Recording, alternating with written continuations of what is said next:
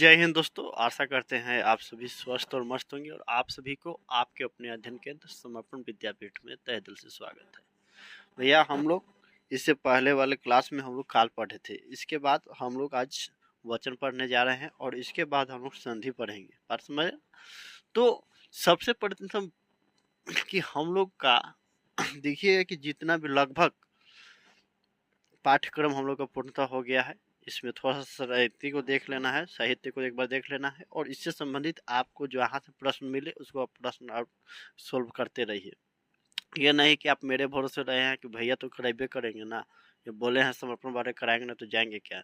क्योंकि देखिए मैं भी करा दूंगा, इसको कोई बड़ी बात नहीं है, लेकिन थोड़ा सा आप प्रयत्न कीजिएगा तो उसका एक अलग परिणाम देखने को मिलेगा। कारण क्या है कि उसमें आप जो एक एक क्वेश्चन को खोजिएगा, सोल्व कीजिएगा, उसमें आपको क्या समस्या हो रहा है, नहीं हो रहा है, तब आपको लगेगा कि हाँ ये जो पढ़ाए हैं इनका जो कंसेप्ट है मैच कर रहा है अथवा मिसमैच कर रहा है, हम नहीं समझे तमाम तरह की बात।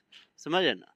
देखिए सबसे पहली बात कि वाच का उत्पत्ति जो है वाच्य का वाच्य से हुआ है, जिसका अर्थ होता है कहने योग्य, अर्थात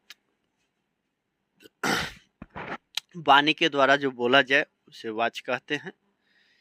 या वाच का ये भी होता है कि कहने का विषय। अब ये बात हम लोग समझ गए कि भाई वाच वॉइस जो इंग्लिश में आप लोग पढ़े होंगे, वॉइस शुरू से लेकर अभी तक में जो आपको जितना भी आपको लगे कि हाँ भैया यहाँ पर ये ना ये परिभाषा था अथवा आप ये बोल रहे हैं या हमने पढ़ा था कहीं, तो थोड़ा सा जब हम लोग क्लास जब हम लोग बदलते हैं, एक से दूसरे क्लास में जाते हैं, तब हम लोग का देखिएगा कंटेंट वही रहता है, लेकिन उसमें थोड़ा सा मॉडिफिकेशन हो जाता है। इन द सेंस कहने का यह है कि भाई उसमें थोड़ा सा कंटेंट में वृद्धि हो जाती है, उसका आज से थोड़ा सा हम लोग गहन अध्ययन करने लगते हैं, इसलिए थोड़ा सा आपको लगता है भाई पहले क्या पढ़े थे और अभी क्या पढ़ रहे हैं बाद में। तो इसमें थोड़ा सा भी किंतु परंतु नहीं है कि भैया नया है, हमारे लिए अपरिचित है या अनजान है तो इसको कैसे समझेंगे। नहीं, जो समझ में आए पढ़िए, इसके लिए कोई तुक नहीं कि अब तक क्या पढ़िए नहीं किए, एक बार पढ़ लीजिए ससरी निगाहों से। देखिए वाच्य, जब वाक्य में क्रिया का वह रूपांतर जिससे पता चले कि वाक्य में कर्ता कर्म या भाव में से कौन प्रधान है, उसे वाच्य कहते हैं। उसे वाच्य कहते हैं। जब वाच्य किसे कहते हैं? जब कर्ता में क्रिया का वह रूपांतर जिससे पता चले कि वाक्य में कर्ता कर्म या भाव में से कौन प्रधान है, कौन भाई प्रधान है, उसे वाच्य कहते हैं। जैसे मोहन पुस्तक पढ़ता है, सोहन द्वारा पुस्तक पढ़ी जा रही है, राम से टहला नहीं जाता, श्याम से खाना नहीं बनाया जाता। तो हम तरह के उदाहरण लिख सकते हैं। रोहन से सुबह टहला नहीं जाता, मुझसे गाना नहीं गाया जाता। ये हो गया। अब इसमें ध्यान देने वाली बात है कि मुख्यतः क्या किस केंद्र बिंदु पर हम लोग को ध्यान देना है। तो ये केंद्र बिंदु है। वाच्य से यह भी पता चलता है कि वाक्य में प्रयुक्त लिंग, वचन और पुरुष किसके अनुसार है। और वाच्य क्रिया के परिवर्तन को कहते हैं। वाच्य किसे कहते हैं? क्रिया को परिवर्तन को वाच्य कहते हैं। वाच्य के कितने भेद होते हैं? वाच्य के 3 भेद होते हैं, कर्तरीवाच्य, कर्मवाच्य, भाववाच्य। तो कर्तरीवाच्य जिस वाक्य में क्रिया का संबंध कर्ता से होता है उसे कर्तरीवाच्य कहते हैं। जिस वाक्य में क्रिया का संबंध कर्ता से हो उसे कर्तरीवाच्य कहते हैं, अर्थात कर्ता के संबंध में बोध कराने वाला कर्तरीवाच्य कहलाता है। जैसे मोहन पत्र लिखता है, हम लिखती लिख दिए है ना। मोहन पत्र लिखता है, निकिता खाना बनाती है, सोहन पढ़ता है, राम हिंदी पढ़ता है, मधु खाना बनाती है, सीता बाजार जाती है, गीता बबीता वे लोग पाठशाला जाती है। तो ये तमाम तरह की बात हो गया। तो क्या हो गया भैया, यहाँ पर कर्ता कहा है मोहन क्या कर रहा है, तो मोहन पत्र लिख रहा है। मोहन लिख रहा है तो क्या लिख रहा है भाई? पत्र लिख रहा है। देख रहे हैं ना, कर्ता के संबंध में बोध कराने वाला उसे कर्तरीवाच्य कहते हैं।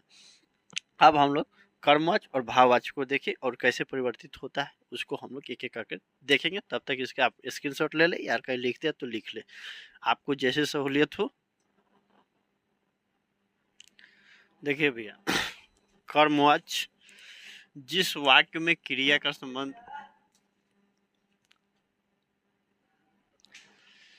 एक सेकंड पर काम आ गया था। कर्मवाच्य जिस वाक्य में क्रिया का संबंध कर्म से होता है उसे कर्मवाच्य कहते हैं, अर्थात कर्म का बोध कराने वाला, समझ ना। तो कर्म का बोध यहाँ पर हो रहा है, जैसे सोहन द्वारा पत्र लिखा जा रहा है, पत्र तो लिखा रहा है, लेकिन किसके द्वारा लिखा जा रहा है? सोहन के द्वारा भी हो रहा है। क्या किया जा रहा है? किसके द्वारा क्या किया जा रहा है? तो सोहन के द्वारा पत्र लिखा जा रहा है, माता जी द्वारा खाना बनाया जा रहा है, शिक्षक द्वारा पढ़ाया जा रहा है, पंडित जी द्वारा पूजा कराया जा रहा है। तमाम तरह के उदाहरण आप लिख सकते हैं, समझ रहे ना। और यही बात आई जब तीसरा हम लोग देखें भाववाच्य, जिस वाक्य में क्रिया का संबंध भाव से होता है उसे भाववाच्य कहते हैं। जैसे मुझसे गाया नहीं जाता, गाना हम नहीं गा सकते, सब कोई गाना नहीं गा सकता, सब कोई नाच भी नहीं सकता, सब कोई पढ़ा भी नहीं सकता, सब कोई खेल भी नहीं सकता, सबका अपना अपना एक प्रतिभा होता है। या उससे चला नहीं जाता, रोहन से सुबह टहला नहीं जाता, सीता से खाना नहीं बनाया जाता, अंजलि से नाचा नहीं जाता। तो तमाम तरह की बात हो गई, उदाहरण आप लोग लिख सकते जैसे हो। अब यही बात इसमें ध्यान देने की बात होती है कि इसमें भाव की प्रधानता होती है एवं इसमें केवल अकर्मक क्रिया होता है, सकर्मक क्रिया नहीं होता है जिसमें कर्ता का प्रभाव पड़ता है, वो सकर्मक का जिस पर ना पड़ता प्रभाव पड़े अकर्मक हो गया। अब हम लोग का कुछ नियम होगा कि कैसे भाववाच्य बनाएंगे, कृतवाच्य से भाववाच्य वाच्य परिवर्तन। तो इसको हम लोग इसके बाद पढ़ते हैं। जब या इसको लिख लेते, थोड़ा सा जगह यहाँ पर इतना ही कम था तो सोचे कि हौच पौच हो जाएगा, खिचड़ी नहीं बनाना है, सब सुव्यवस्थित तरीके से हम लोग अध्ययन करेंगे, ठीक है। तो इसको आप लोग नोट डाउन कर ले या स्क्रीनशॉट ले ले, जैसे सहूलियत समझते हैं। वाच्य परिवर्तन का कुछ नियम है तो उसको हम लोग देख ले रहे हैं। जैसे पहला है भैया कि कीर्तनी वाच्य से कर्मवाच्य की रचना या कैसे परिवर्तन, कीर्तनी वाच्य से कर्मवाच्य में परिवर्तन, इसको ऐसे भी लिख सकते हैं, कीर्तनी वाच्य से कर्मवाच्य में परिवर्तन, ये हो गया। देखिए, तो कीर्तनी वाच्य वाले वाक्य में प्रयुक्त विभक्ति के स्थान पर से अथवा द्वारा का प्रयोग होता है, स्थान पर समास द्वारा लगा दिया जाता है। जैसे देखिएगा, और पहला देख लीजिए, ये नियम है। दूसरे का नियम कहता है कि काल में कोई परिवर्तन नहीं होगा, जिस काल में भूतकाल में तो भूते काल में होगा, वर्तमान में तो वर्तमान में, भविष्य काल में तो भविष्य ही होगा।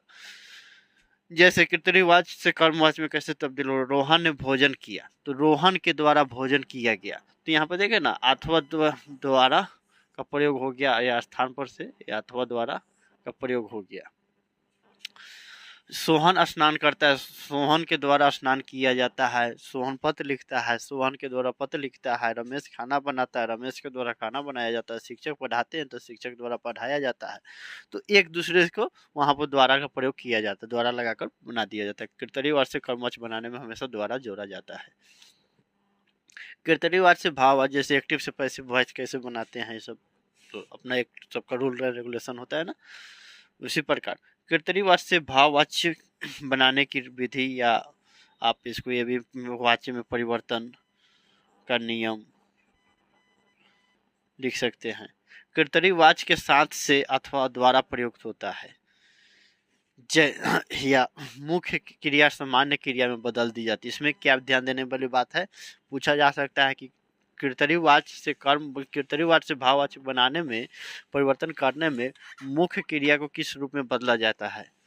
तो वहाँ पर आपको सामान्य क्रिया में आपका ऑप्शन होगा, तो वहाँ पर आपको उसको चिन्हित किया गया है या करना पड़ेगा।